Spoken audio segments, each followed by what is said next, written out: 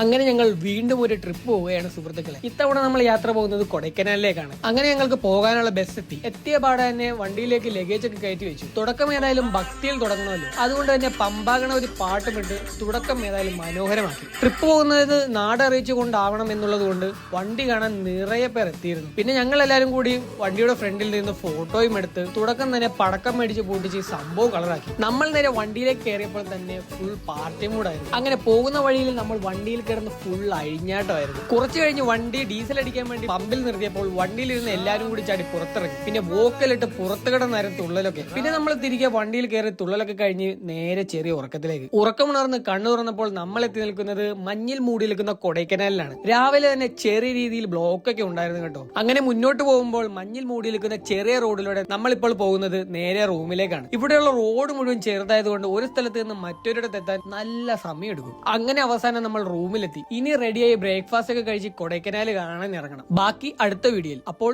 ഇഷ്ടമായാൽ ഫോളോ ചെയ്യാൻ മറക്കല്ലേ.